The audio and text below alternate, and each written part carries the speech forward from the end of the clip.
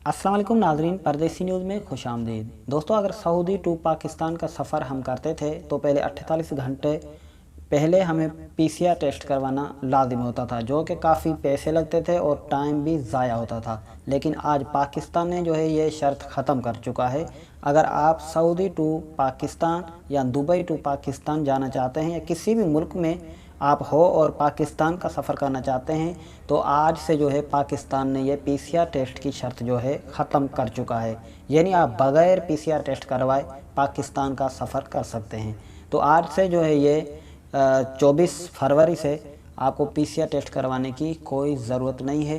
कुछ घंटे पहले ही पाकिस्तान की तरफ से जो है एक न्यूज़ आई है और कन्फर्म न्यूज़ है कि अभी पीसीआर टेस्ट करवाने की कोई ज़रूरत नहीं है।